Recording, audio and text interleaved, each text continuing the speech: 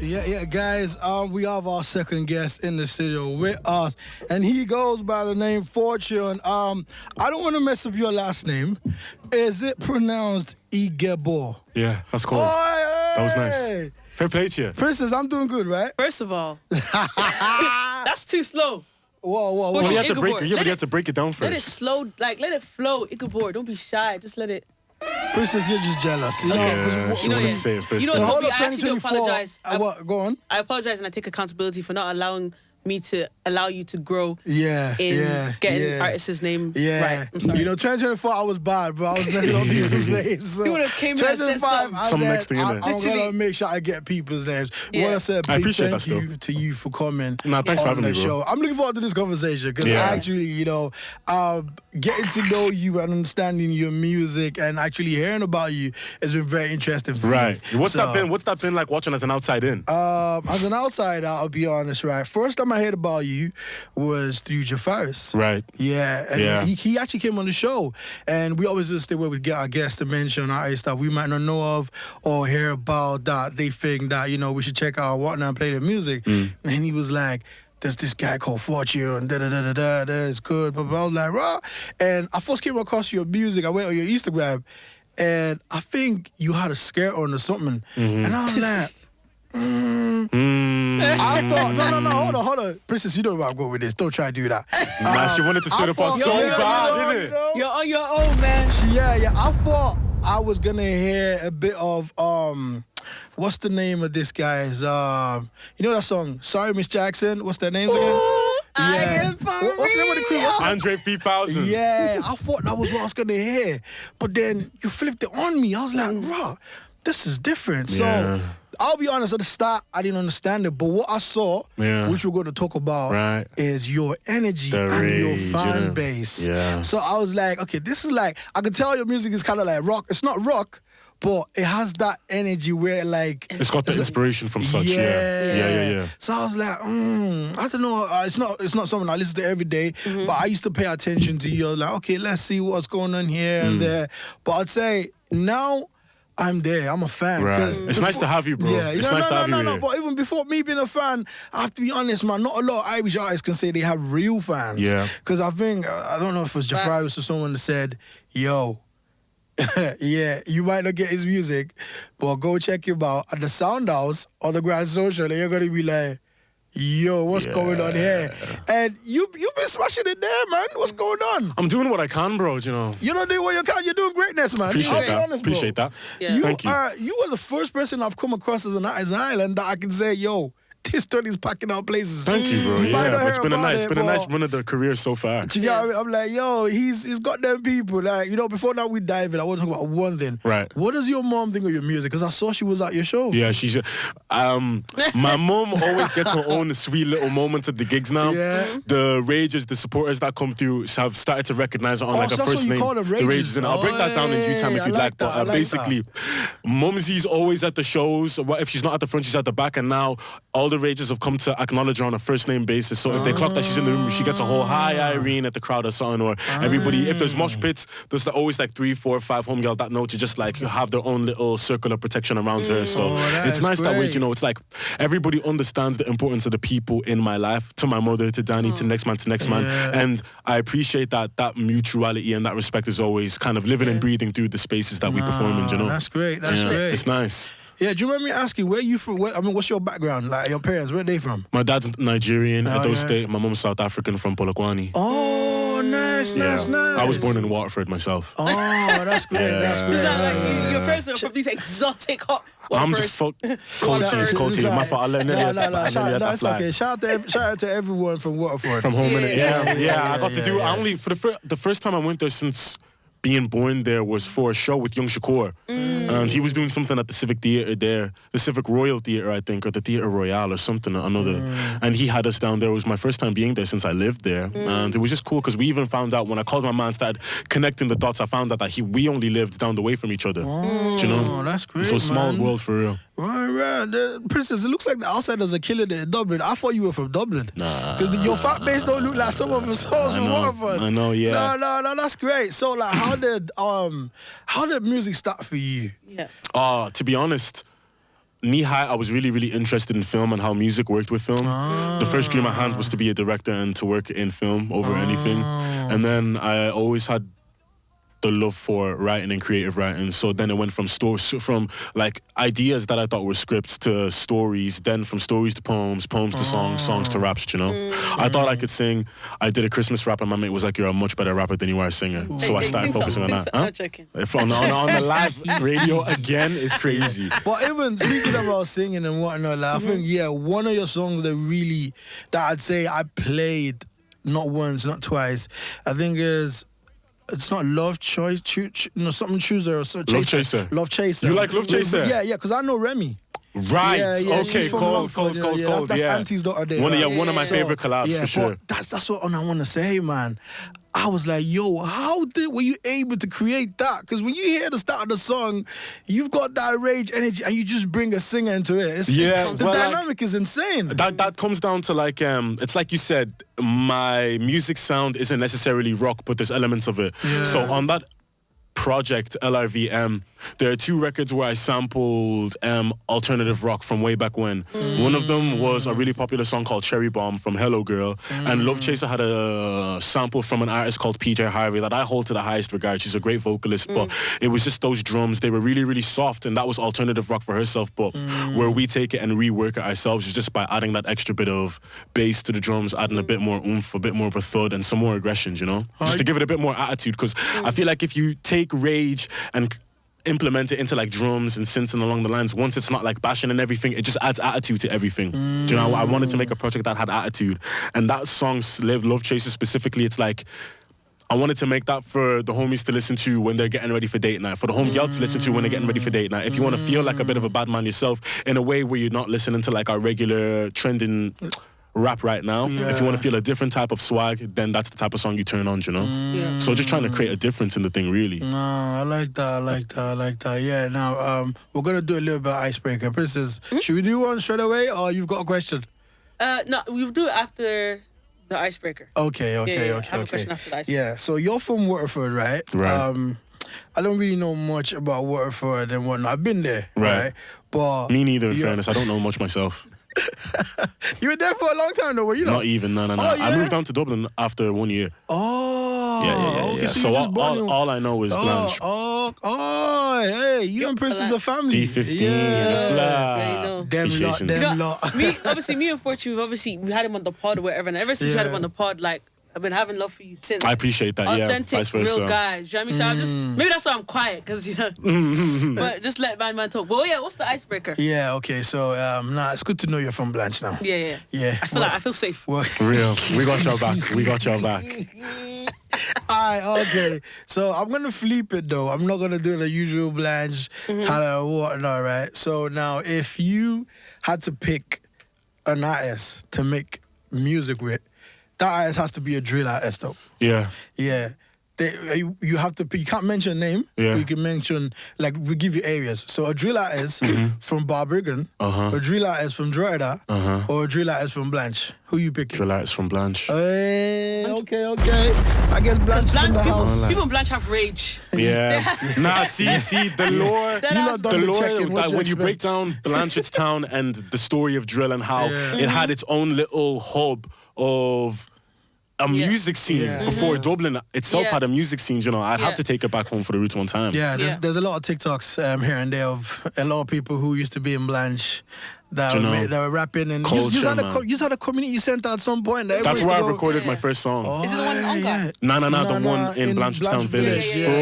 Yeah, shout out those guys. I'm proud. I think you need to give me that Blanche pass. No, I got one for you, Kaz. Yeah, no, you can roll through with the gang. Don't rush the process. Let's not just give it to him. Okay, right. Test him out a little. Let's test him out. I appreciate that. That's good looking out. That's good looking out. Thank you. You can't just trust you, Toby. Just so you know, she's closer to Cassadock. That's what it is. I'm cross Ongar. I literally you ride the 39A5. Yeah. You see, you're not really in there. I get off before the shopping centre. Like, he doesn't know. He's lying. He doesn't know shit. Okay, he's not. He really don't know Blanche. You don't really know him. Toby, why you gas? Get out of here. What are you saying, you want bro? him out. You can't turn my fellow Blancherian against me. Like, hey, it's okay. You know. Let me calm down. All right, so I'll let you take it away with the questions, Princess. I wanted to ask it. Obviously, you're a new rage, right? How have black people, I'm going to jump right in, how have black people reacted to you being this rage? So... Because I know it's not, do you know what I mean? Because even when he said about the skirt, I heard that. Yeah. See, this is something I used to get asked a lot, but I haven't actually been asked it in a minute.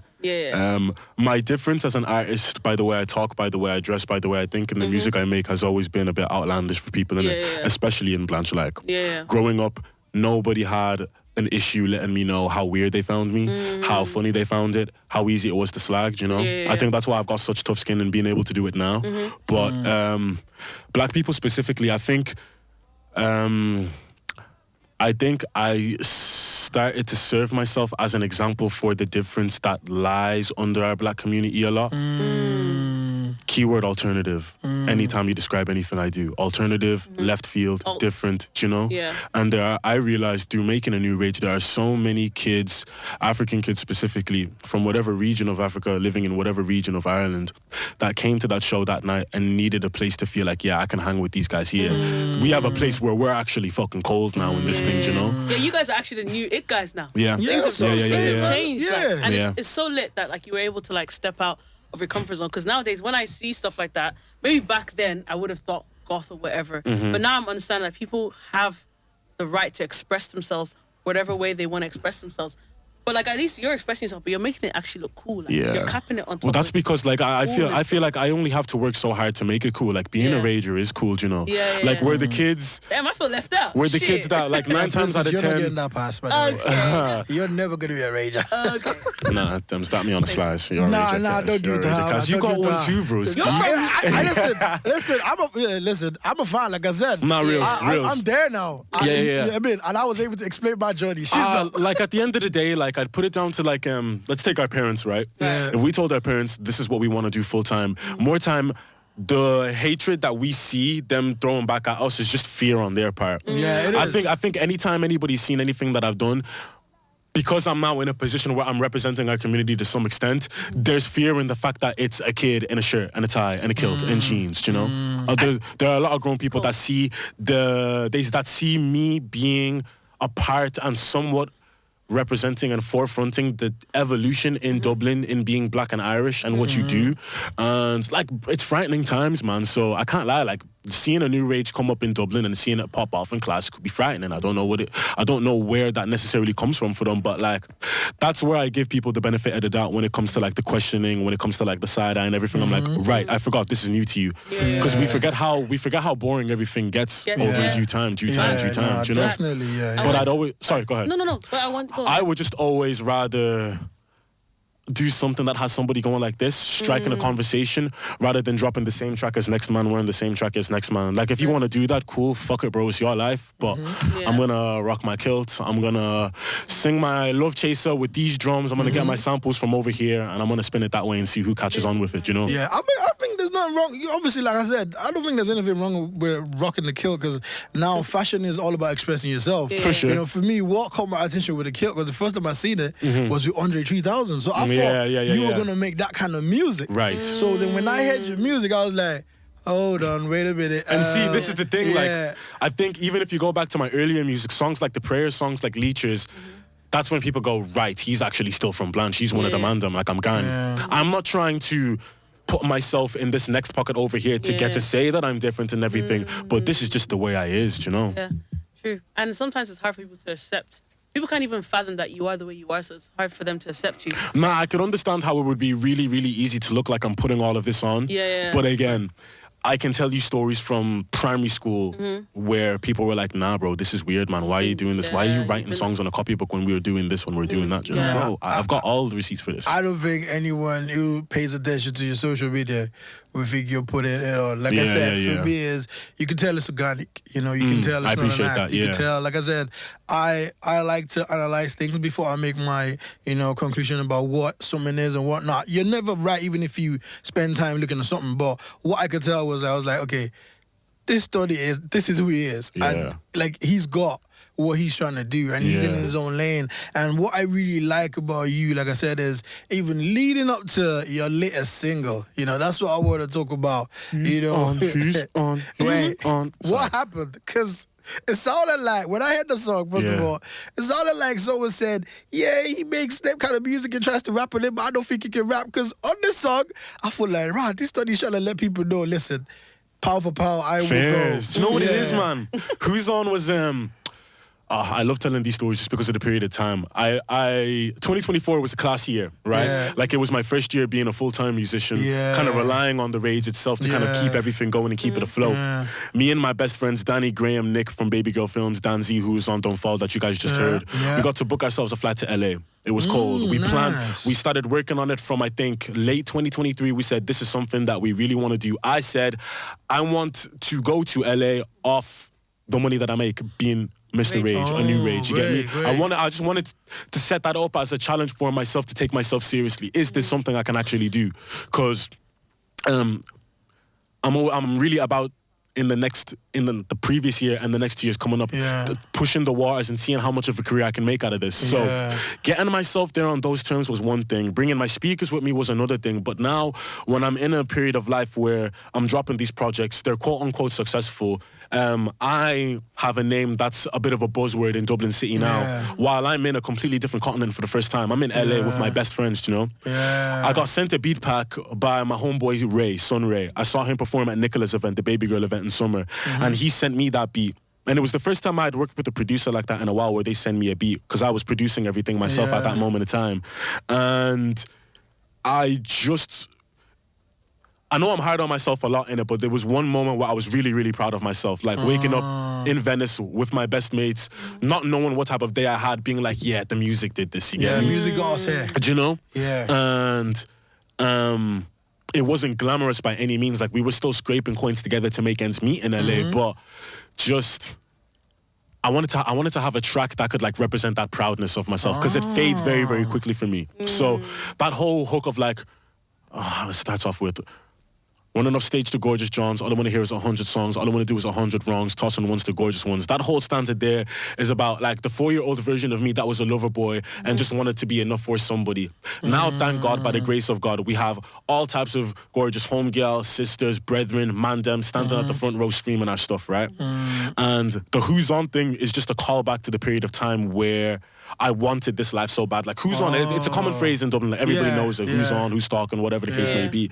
So that Who's On is like, it was just like a call of arms for me and the Ray, just like, okay, who's on in terms of which plug is going to drop off? Nice, to the four motive. Who's on? Who's coming to the Fortune Niggerborn movie? Who's coming to this? Who's coming to that? Do you know what I mean? And it was like one moment of braggadocio that I wanted to give myself, just because I was really, really, really gassed up with what a new Rage was becoming, you know? It was a really, really nice transition in life. I need you to say that word again. Transition? No, you said something what's it? Braggadocious. Yeah, that braggadocio. Yeah. Thank you, appreciate that. Princess, do you know that word? Nah, man, I just said it. I be learning. I'm not gonna diss Demi's thing, because Demi does be teaching me new words on the IG. I have to shout you out for that. Can I tell you something? Real quick. Kind of on a time thing, but I wanted to say that obviously I might not listen to the genre of music that you make, right? I like this Who's On though. Appreciate. But what I'm actually a fan of, because I'm not afraid to say I'm a fan, because especially, but like the type of fan I am is a fan that likes to support. You get me? Real. Yeah. But I'm more of a fan of who you are. Right. And who you are is now attracting me to the music. So it's like, kind of like, you know what, this person, I fucks with this person. And that's the kind of person you are. And I just want to say that. I just want to say this, you know, big up your thing. I appreciate that still. I appreciate that still. Man rates you still. Thank you. Yeah, enough D15, bro, man. He's hating. Where you from again? Where you from? You know, you haven't stated your air code yet, bro. Just so you know, I'm the one guy that, unfortunately, I have too much air codes. Oh, fair. Yeah, so I've lived in Longford. That's a dangerous guy, you know, who claims everybody. Yeah. No, it's not that. It's just that I've been around. Right, okay. Yeah. No man's land. You're like a no man on the slide. Travel. Real. But that's cool. Yeah, so where I stayed out, I can't really be claiming them. Not alive. Yeah. We'll have that chat after stuff, because I don't know. Yeah, I can't lie. Yeah, anyways, let's say we're looking forward to a lot from you coming in 2025. But I got one more question. Right. Have you performed Who's On yet? No. I'm looking forward to that. Yeah, me too. You know? Yeah, me too. I actually only realized that when you asked me. Yeah, I wanna see. Me too. A performance of that song because I can imagine how the rages are going. I'm gonna be performing at some nice places this year, but I'm not gonna be performing for a minute, for a little minute. It's alright. We'll wait. I'll heal. I'll heal. Real quick, we need to ask you about your movie. Right? Just give us like a good you're making a movie also? Yeah. I just premiered one 2 days ago. Oh, yeah. Yes, sir. I want to hear about that. Just give us a synopsis. A quick synopsis. Basically, last July, I dropped an EP called Love Rage, a Vigilante Maestro. In August, I did a walkthrough experience in the Irish Museum of Modern Art, kind of like a walkthrough experience of Mr. Rage's mind, his bedroom, what it could look like, kind of bringing all the songs to life in that sense. And I spent a really long time building up the world of the Vigilante Maestro, which is like a new face in Mr. Rage's lifestyle, a new face that a new mask that he dons. And I wanted to make a film to coincide with the music, so the music could soundtrack something. And myself, Nicola from Baby Girl Films, and Tade from T4DE have been working together over the last year on putting together a short film, taking Mr. Rage as a character, taking the songs from the EP, weaving it together with a really cool script, working with some of the friends that we've made in Bow Street and acting and everything along the lines. We got to work with a beautiful actress called Laura Gasca. We premiered the film at the Civic Theatre. Oh, nice. And we've got another screening booked for February, so things are looking really, really cool. It's been a nice run, We might drop up to that. What do you think, Princess? Yeah. You driving? You driving? I'll go if you drive. Nah, you're from D15. Okay. We're gonna have words off these microphones, bro. We're gonna have to, bro. That's crazy. Definitely pull up. I think it's straight line. I can't wait to see that. I'm just trying to picture what it look like. I know it's gonna be greatness, but like I said, we want to say a big thank you to you. Thank you for having me again, guys. This was a lot of fun. It's been a pleasure talking to you. We look forward to more greatness from you. Thank you, man. And it's only right we let you introduce your latest single that's now on all streaming platforms. Guys, go check out this song. I'm telling you. Yeah, man. Fortune is greatness. It's Mr. Rage out here, Fortune Gabor from D15, the best place in the world. And this is my new single, Who's On. Thanks for having us.